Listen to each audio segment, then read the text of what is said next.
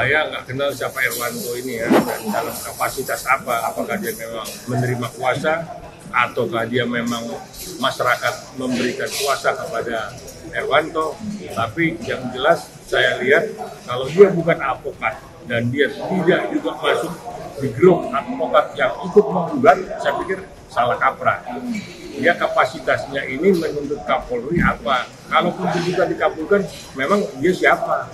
Jadi saya pikir ini cuma mau, saya pikir cuma mau rame-rame aja dia supaya masuk di TV atau di YouTube segala macam. Jadi saya nggak kenal Erwanto siapa, kapasitasnya apa, dan untuk apa dia melakukan gugatan kepada Kapolri. Mungkin Kapolri nanti juga ketawa kalau lihat gugatan seperti itu.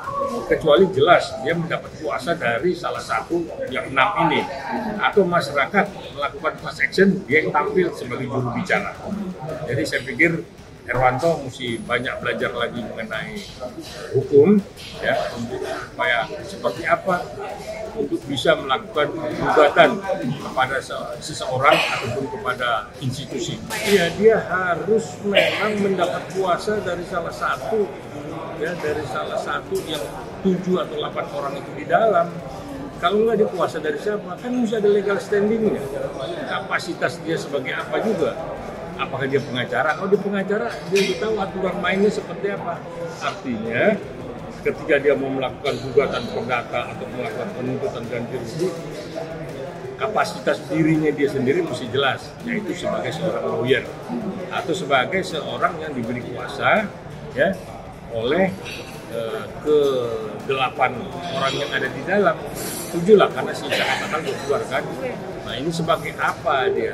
Karena nggak mungkin dia seorang yang tidak punya izin beracara melakukan gugatan. Saya pikir itu yang perlu saya sampaikan. Pak Erwanto jangan salah kaprah dan jangan memalukan diri sendiri. Ya, dia bisa aja kalau dia mendapat kuasa atau mendapat kepercayaan dari ke-6 ataupun ke-8 orang yang di dalam itu, bisa-bisa sah-sah aja. Cuman dia lawyer bukan, punya KTA tidak, punya berita acara disumpah nggak oleh pengadilan tinggi. Itu semua mesti lengkap. Ketika kita mau beracara di pengadilan, itu ditanya nanti sama majelis hakim, mana KTA-nya, mana berita sumpahnya di pengadilan tinggi. Kalau nggak, ya suruh keluar, tidak punya kapasitas apa-apa. Kecuali memang dia masuk di surat kuasa, tidak kapasitas sebagai lawyer, cuma sebagai penggembira, ya mungkin jadi juru bicara ya sah-sah aja. Untuk jadi penggugat itu ya harus mempunyai, ya, satu, kuasa dari siapa yang ingin diwakili. Kedua, dia mesti punya kartu tanda anggota. Ketiga, selain kartu tanda anggota atau KTA dari Pradi ataupun dari asosiasi hukum mana, ya, dia harus punya berita acara sumpah, BAS namanya. Itu harus. Kita selalu, saya aja yang sudah cukup senior, selalu kalau sidang, sekalipun majelis tahu saya lawyer, ya, saya pengacara, dia tahu. Cuman selalu ditanya mana KTA-nya, saya perlihatkan, mana berita acara sumpah dari pengadilan tingginya, saya perlihatkan, walaupun itu sudah 40 tahun yang lalu. Kalau saya pertama bilang si Erwanto ini salah kaprah. Kedua itu tadi, apakah memang dia seorang lawyer? Kalau dia seorang lawyer, ya dia harus menunjukkan KTA, dia harus menunjukkan juga pas berita acara sumpah, dan juga dia mesti mempunyai bukti-bukti, ya, bukti-bukti kejadian itu sampai memang merugikan kliennya, merugikan Sakatatal. Dia di dalam pengajuan gugatan itu mencantumkan bukti-bukti yang dituntut kepada Kapolri apa, misalnya ganti rugi, atau rehabilitasi nama baik atau apa. Jadi semua itu harus melalui prosedur, ada aturan main, ada legal standing. Jadi nggak ujuk-ujuk dia menggugat Kapolri karena memang dapat kuasa dari Sakatatal. Pasti ditanya kapasitasnya sebagai penerima kuasa itu apa. Itu kan bagaimana majelisnya, ya, karena 2016 kan waktu itu juga Pak Listio Sigit kan belum Kapolri. Kapolri ini siapa tempo hari, Kapoldanya siapa, Kapolresnya siapa. Ini Kapolres itu udah pakai bintang sekarang. Jadi udah terlalu jauh, udah terlalu lama. Dan apa bukti-bukti yang memang mau diajukan dalam gugatan itu? Ya paling kan salah tangkap. karena dia sudah mendekam berdasarkan bukti-bukti tempo hari, ternyata bukti-bukti itu semua rekayasa. Nah itu saya pikir panjang dan cukup melelahkan. Nah, jadi nggak semudah itu apa yang disampaikan dia akan menuntut Kapolri dengan meminta ganti rugi.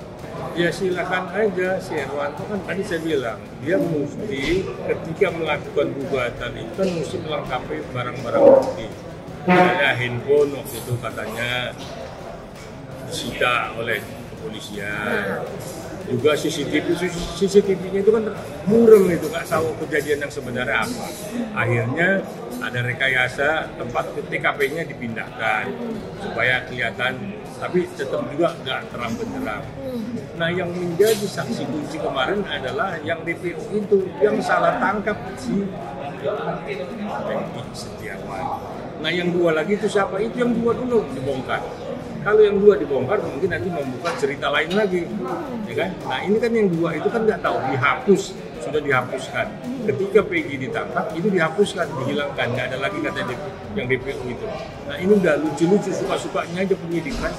Nah inilah yang tadi saya bilang di awal bahwa kepolisian tidak profesional, kejaksaan pun seperti itu, pengadilan pun memutus ya walaupun selalu menyebut berdasarkan keadilan, tetapi dirasakan ketidakadilan.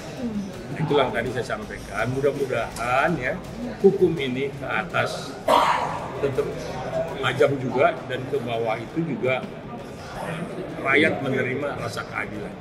Keadilan itu hakiki, memang kebutuhan dari semua masyarakat. Ya kalau cerita kita flashback mengenai reputasi, mengenai kepolisian ya kita selalu melihat yang negatifnya aja. Maka orang selalu bilang, lu ayamnya hilang jangan lapor ke polisi, nanti kambing lu jadi terjual. Artinya moto-moto seperti itu juga udah kurang baik ya. Nah, kita berharap kepolisian ya, ke depannya itu memang sudah berbenah diri lah ya, artinya sudah memang memperbaiki citra. Ini kan soal citra kan yang dirasakan masyarakat bahwa polisi itu tidak adil, ya selalu urusannya jadi benang kusut. Nah itu kepolisian, kejaksaan pun begitu, pengadilan pun seperti itu, supaya jangan ada mafia peradilan. Itu tetap di benaknya masyarakat itu selalu terngiang-ngiang, jangan sampai urusan ini ke pengadilan, dan urusannya jadi merugikan sendiri. Kita yang kehilangan ayam, akhirnya kambing kita terjual.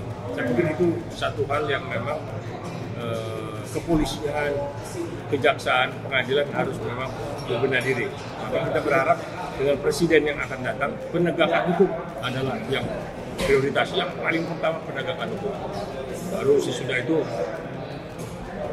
pendidikan, baru yang lain-lain. Saya pikir itu sudah terprogram oleh presiden yang akan datang, Pak Prabowo dan Mas Gibran. Saya sebagai praktisi hukum yang sudah cukup matang ya, saya berharap ya teman-teman yang mewakili kepentingan terpidana yang ada di dalam itu, saya pikir bekerja sebaik mungkin dan selamat bekerja. Mudah-mudahan apa yang harus dibuka tabirnya itu terbuka sehingga jelas ini pembunuhan ini apakah memang tunggal kecelakaan atau memang ada rekayasa. Saya pikir ini kembali lagi ke profesionalan pengacara nanti di dalam melakukan gugatan dalam PK. Saya pikir itu intinya, mudah-mudahan berhasil dan saya doakan karena kita semua dipantau oleh masyarakat. Masyarakat melihat lawyer itu profesional atau tidak, itu dilihat dari kinerja kita nanti. Saya pikir itu intinya. Seluruh masyarakat Indonesia yang lapisan bawah itu memang melihat ini kasus ini di benaknya mereka ini rekayasa. Nah itulah nanti pengacara pengadilan yang melalui PK dan kepolisian itu mengungkap yang sebenarnya apa. Kejadian yang sebenarnya harus diungkap supaya tidak menjadi pertanyaan, tidak menjadi guncingan di masyarakat. Karena ini semua masyarakat membuat keterangan yang berbeda-beda. Kalau sudah ada keterangan, sudah ada kepastian hukum, maka rakyat sendirinya akan percaya kepada kepolisian, percaya kepada kejaksaan, percaya ke pengadilan. Ini yang mesti kita upayakan. Rakyat kembali lagi menerima keadilan. Jadi jangan lupa untuk subscribe Cumi Cumi. Ditekan ya tombol lonceng merahnya.